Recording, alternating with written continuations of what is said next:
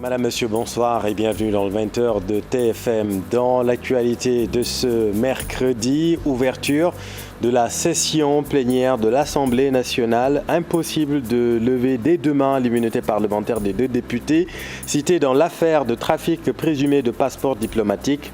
Les parlementaires sont convoqués en séance plénière ce jeudi. Plus de détails dans un instant. Une fatigue intense, une forte fièvre.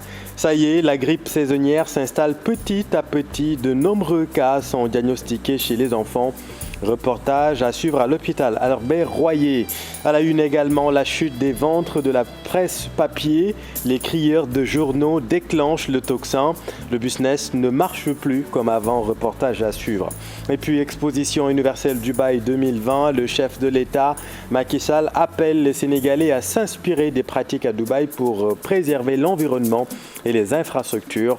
Vous l'entendrez en exclusivité.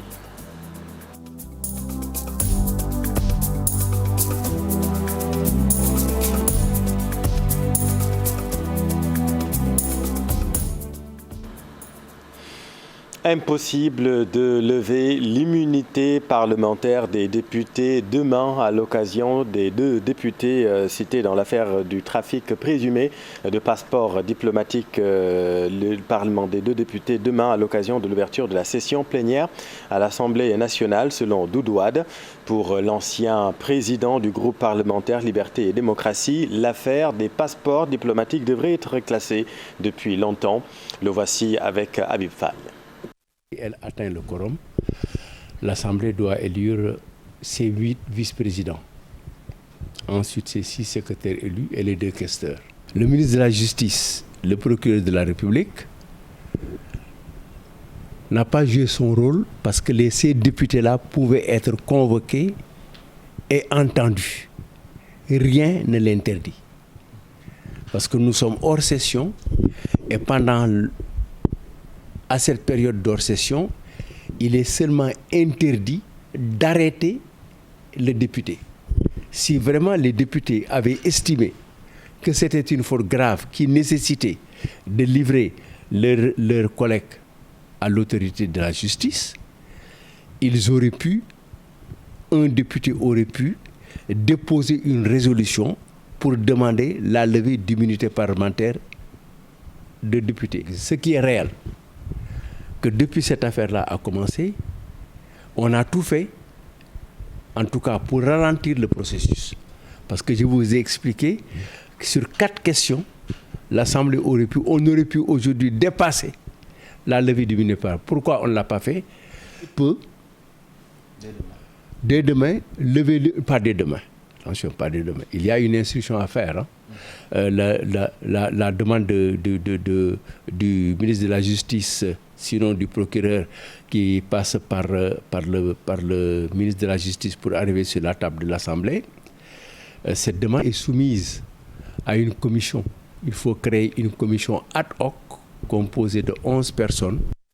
Et rappelons-le, les parlementaires sont convoqués ce jeudi en séance plénière. En politique, élection communale et départementale, la coalition Yewwi Askan Wi souhaite innover. Elle entend mettre un système de levée de fonds dénommé participation populaire, une initiative qui vise à financer la campagne électorale de la dite coalition. Voyons tout cela avec Cheikh Diop.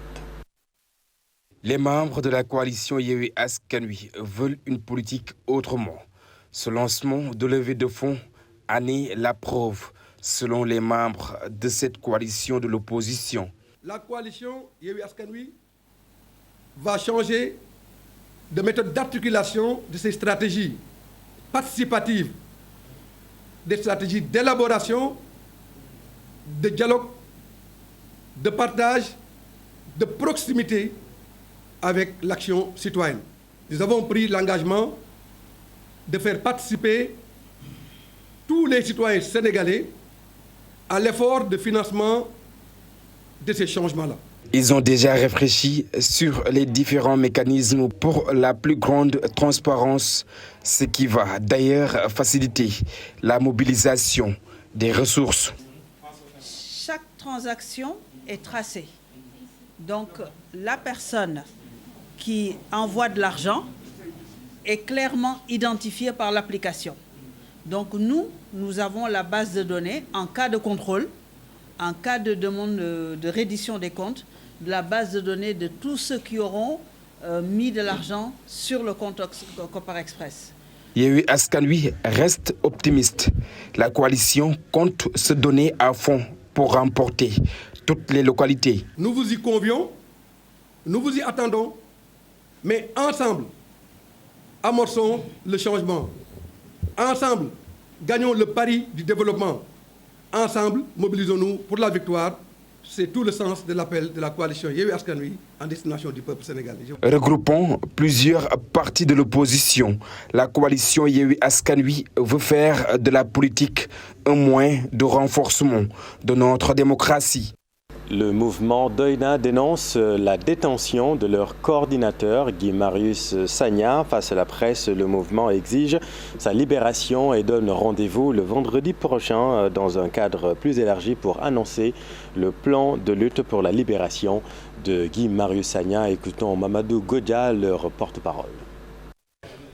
Guy, vraiment sa place n'est pas ici parce que les Sénégalais ont besoin de Guy.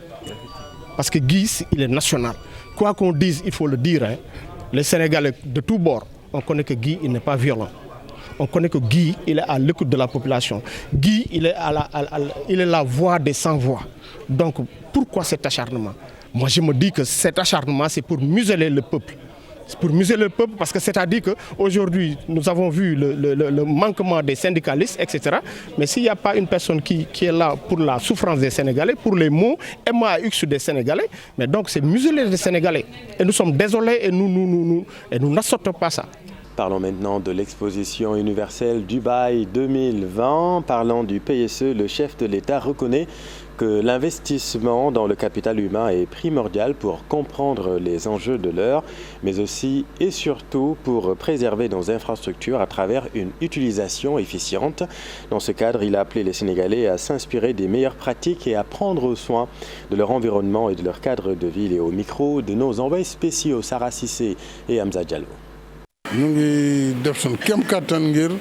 Nous faisons de notre mieux pour répondre aux besoins sanitaires des populations. Nous nous investissons beaucoup également dans le cadre de leur étude, mais aussi dans le cadre de la préservation de l'environnement. Je demande à tous les citoyens sénégalais de faire un effort dans le sens de la propreté de notre cadre de vie. Ici, vous ne verrez pas d'ordures dans la rue. Les ordures sont collectées dans les maisons avant le ramassage et l'acheminement vers les points de dépôt. C'est inacceptable de jeter des ordures n'importe où et n'importe comment. Ce n'est pas bon pour le pays et ça ne favorise pas la promotion de la destination Sénégal. C'est vrai que la Covid a entravé un peu les opérations de nettoiement que j'avais initiées, mais nous allons les reprendre. Reprendre également les opérations de désencombrement parce que la voirie ne peut pas être occupée illégalement. Nous allons continuer le travail de concert avec les maires et les populations pour rendre propre et attrayant notre cadre de vie dans l'optique de mieux vendre la destination Sénégal. Le président de la République s'exprimait en marge du Country Business Forum, une rencontre au cours de laquelle DP World et l'État du Sénégal ont procédé à la signature d'une convention au profit des travaux du port de Ndayane. L'autre grand titre de cette édition, ça y est, la grippe saisonnière s'installe petit à petit. De nombreux cas sont diagnostiqués chez les enfants notamment. Les spécialistes alertent les enfants. Fat Bintou Conté et Gervais Yao. Une grippe sévère s'est abattue sur le pays et touche particulièrement les jeunes enfants. Une maladie infectieuse, contagieuse, transmise par voie respiratoire. Un virus, le plus souvent, il a ce qu'on appelle des signes d'infection virale des voies respiratoires supérieures. Il y a un rhume, donc ce qu'on dit soit, le plus souvent ça qui commence, c'est accompagné un peu de fièvre. Il y en a certains qui font de la forte fièvre et en même temps aussi ça s'accompagne de toux. La toux, c'est un mécanisme de réflexe.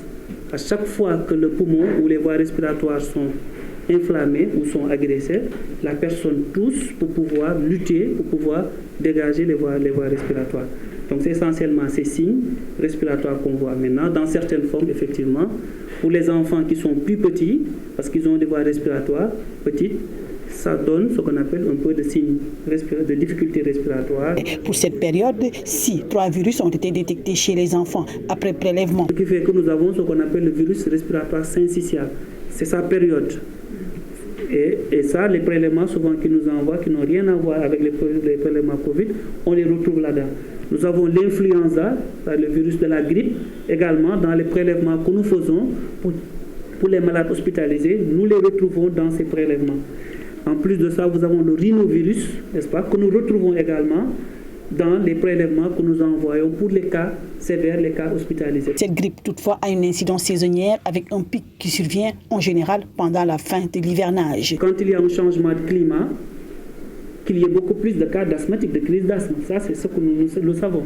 Parce que les études que nous faisons ici, nous connaissons à peu près pendant quelle période de l'année où il y a des types d'affections. Donc, en tant que chercheur, en tant qu'enseignant, je pense que tu regardes aussi, il connaît à peu près les périodes où on a plus de cas de palu, les périodes où on a plus de cas de diarrhée-vomissement. C'est ce qu'on appelle la surveillance épidémiologique. Mais cette période, on s'attend à ça. Nous ne sommes pas très inquiets parce que la majeure partie des cas, nous arrivons à gérer les patients et vraiment à faire tout pour qu'il n'y ait pas de décès. Même les cas... Des règles d'hygiène, cependant, sont à adopter pour éviter la contamination, telles que le lavage des mains. Merci Fat Bintou. Venons-en à la chute des ventes de la presse papier. Les crieurs de journaux vivent mal la dictature du numérique. C'est un reportage édifiant de Marcel Farba Maroun et Alun Diagne. Samba Sow est vendeur de journaux depuis 3 décennies. Chaque jour, excepté les dimanches et jours fériés, il quitte la Médina, destination l'imprimeur, avant d'atterrir à l'avenue Cheikh Anta Diop, lieu où il exerce. Le travail commence à 4h30. Aujourd'hui, atteint de problèmes oculaires, il se fait aider par son fils. J'exerçais pratiquement dans tout le terrain parce que j'avais ma mobilette et je circulais jusqu'à Dakar Plateau partout. Bon, à Dakar quand même. Sauf le banlieue. Les périodes que le journal marche, c'est quand même le moment où il y a des événements. Peut-être s'il y a la politique. Bon, et aussi les moments des événements après Tabaski, après Korité, le lendemain quoi. Le travail de ce doyen de la vente de journaux a cependant perdu de sa superbe. La faute aux nouvelles technologies de l'information et de la communication. Mais pas que. Il en appelle ainsi à l'État afin de revoir les conditions des vendeurs de journaux. Ce qu'on gagnait avant, c'était un peu mieux, mais actuellement, ce n'est plus rien. Le journal est carrément mort. Ça ne marche plus à cause des réseaux sociaux. Les réseaux sociaux ont tout abattu. Parce que si vraiment tu fais un journal pour chercher une information, et l'information, on l'écrit aujourd'hui, l'information qu'on a eue aujourd'hui, on l'écrit pour demain, pour le sortir demain matin. Alors que les réseaux sociaux sont déjà sortis depuis aujourd'hui. Et le journal va le sortir demain. Tu crois que ce journal va être payé? Il y a un handicap déjà. Tu vois. Donc c'est un peu compliqué, sauf les gens qui essaient de faire des archives. Avec le Covid aussi, qui est venu.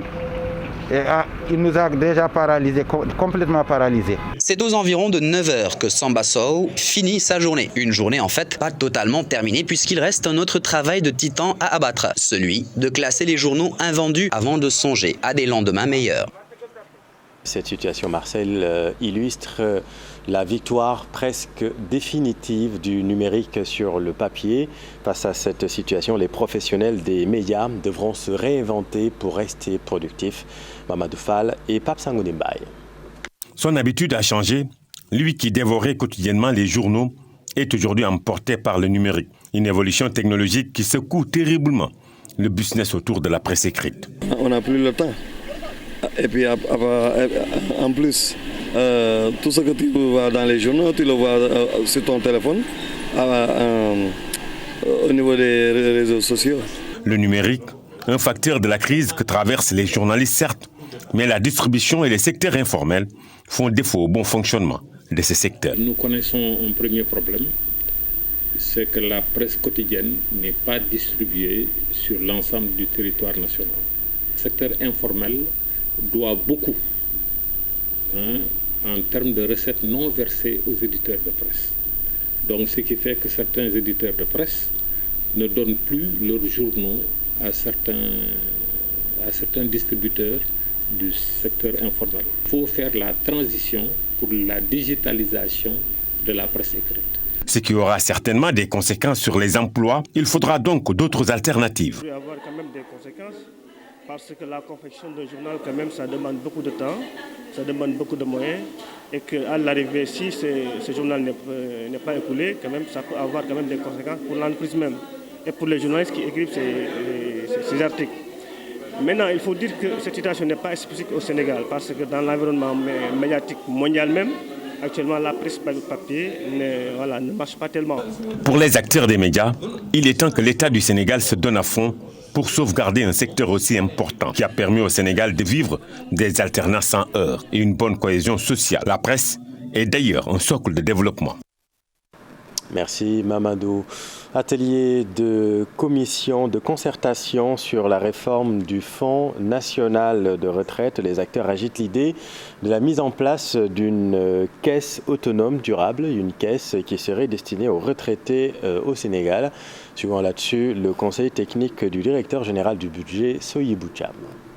Nous avons des pays de référence qui sont membres de l'UEMOA, qui ont créé des caisses autonomes et qui fonctionnent. Par quels moyens, par quelle voie, je pense que l'expérience devra aider le Sénégal à y voir plus clair dans la faisabilité de cette institution qui va gérer, n'est-ce pas, les retraités. C'est encore une étude de faisabilité. Je pense qu'il y a un certain nombre de questions qu'il va falloir évacuer, puisque le fonctionnement du FNR avec le Trésor pourrait ne pas être le même avec la caisse autonome.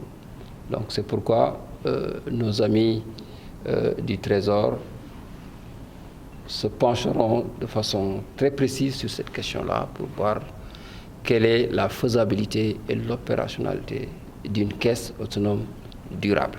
Plus de 70 sociétés d'électricité d'Afrique réunies à Saly pour réfléchir sur les maux du secteur. Elles ont pour objectif de permettre à tous les Africains d'accéder à l'électricité à un prix accessible.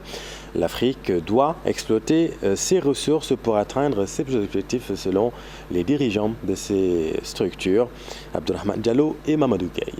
L'électricité pour tous, un objectif pour l'Association des sociétés d'électricité d'Afrique. Un rapport de diagnostic sera publié pour trouver des solutions aux différents problèmes. Cette étude serait mise à jour tous les 2 ans pour offrir un portail, une plateforme que nous avons dénommée Performance et État des sociétés en Afrique. Et c'est ça que nous offrons comme un portail d'investissement, d'opportunités, surtout pour la coopération sud-sud. Les différents pays présents vont présenter leurs expériences et atouts. Cette situation peut aussi entraîner la baisse de l'électricité. Avec les programmes du WAP, il y aura une interconnexion de l'ensemble des pays de l'Afrique. Et chaque pays pourra mettre en valeur son potentiel. Le Sénégal a du gaz, on fera beaucoup de centrales au gaz au Sénégal. La Guinée a de l'hydroélectricité, ils feront de l'hydroélectricité. Ainsi de suite, ainsi de suite. Plus de 70 sociétés d'électricité en Afrique sont représentées en cette rencontre de 4 jours à Saly. Merci Abdourahmane et parlons du Gamou de Thiénaba. À quelques jours de l'événement religieux, le service d'hygiène déroule un vaste programme de désinfection et de désinsectisation à Thiénaba. Des agents sont déployés sur le terrain pour assurer la propreté et garantir la sécurité des pèlerins. Cheikh Anta Diop, c'est Ilatir. Capitaine Idrissa Ndiaye, chef régional du service de l'hygiène de Thiès, parle à ses troupes avant le démarrage des opérations de désinfection et de désinsectisation. Munis de leur appareil motorisé de TF35 sur le qui-vive, le service de l'hygiène déroule une série d'opérations de désinfection à Thiénaba. Faire des opérations techniques de désinfection et de désinsectisation. Donc sur tous les foyers religieux qui se trouvent au niveau de la région de Thiès. Donc parallèlement à ces activités, nous menons des séances de communication, surtout dans le contexte actuel de la Covid. C'est vrai que nous avons de moins en moins de cas, mais quand même nous vulgarisons donc le respect strict des gestes barrières. Donc en même temps aussi nous procédons à la distribution de kits d'hygiène. Tivaouane, Mbour, Mekhe, Thiès, les éléments venus de ces brigades sont mobilisés, renforcés par des volontaires pour assurer un franc succès à l'acte. Nous avons fait ce qu'on appelle des tirs groupés, donc en regroupant l'ensemble du personnel des 8 sous-brigades de la région de Thiès, mais avec aussi des relais qui ont été encadrés par les éléments du service national de l'hygiène. Toutes les maisons et le domicile du calife de Thiénaba ont été investis. Selon le coordonnateur du Gamou, c'est la même stratégie qui a été reconduite et les résultats sont probants. L'année dernière, ça a été vraiment un succès avec eu 0 cas de Covid.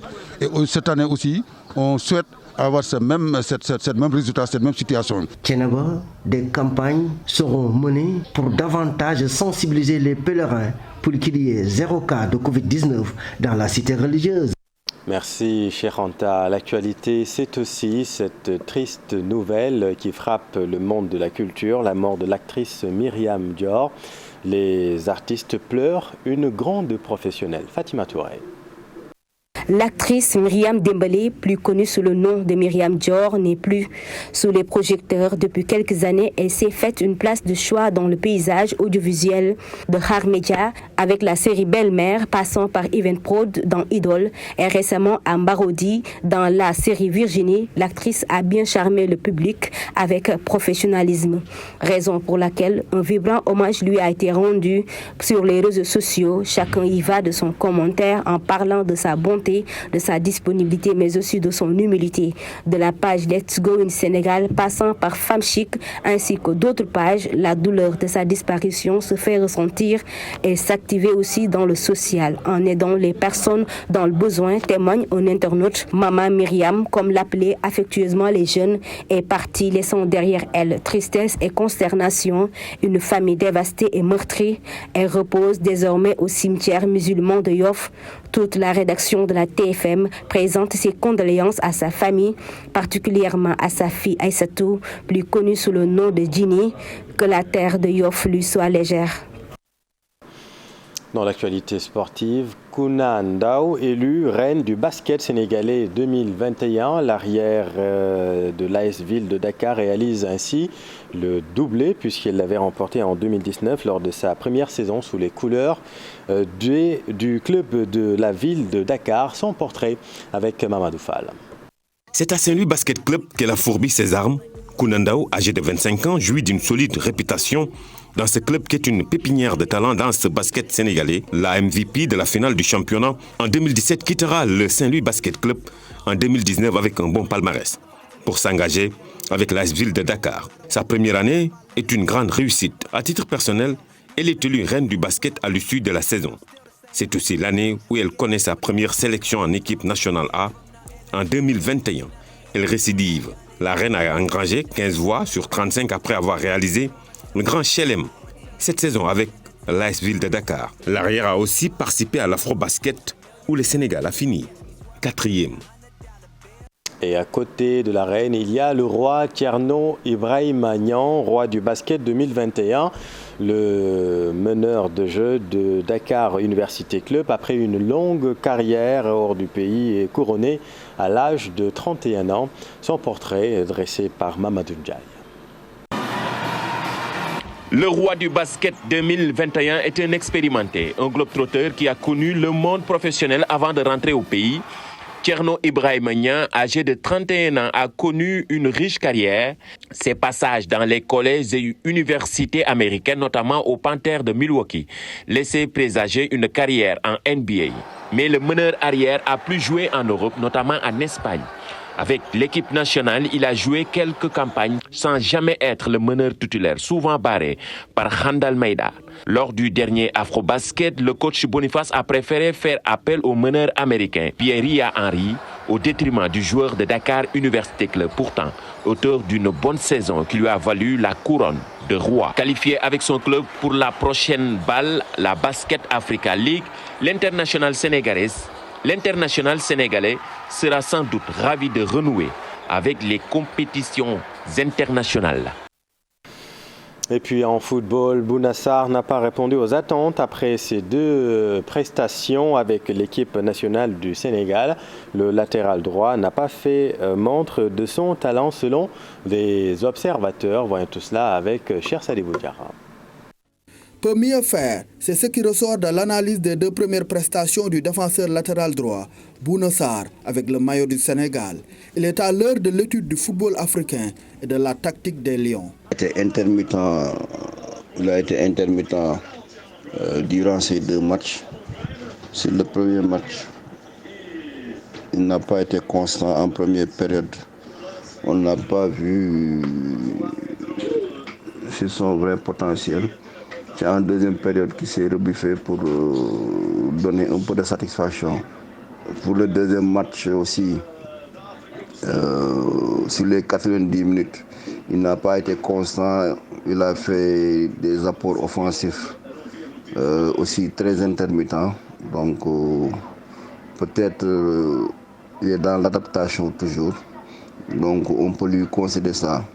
Joueur expérimenté, avec ses 29 ans, le sociétaire du Bayern Munich peut régner sur son couloir à condition de gagner du temps de jeu. C'est un poste où il n'y a pas beaucoup de concurrents. Donc c'est une bonne chose pour lui. L'essentiel c'est de continuer à travailler pour qu'il s'adapte au football africain et d'essayer aussi d'être titulaire au Bayern de Munich. Bouna Sarr, international sénégalais, après plusieurs années d'attente et face à plusieurs défis avec les Lions. Entre autres, remporter la CAN au Cameroun et se qualifier au Mondial 2022 à l'issue des barrages au mois de mars prochain. Merci cher, c'est la fin de cette édition. Merci infiniment de l'avoir suivi. L'info continue dans un instant avec Pape Abdoulaye Der dans Soir d'Info et son invité. Il reçoit ce soir M. Abdoulaye Ismaïla Abdoulaye Guissé. Excellente suite des programmes sur TFM. Vous êtes au bon endroit.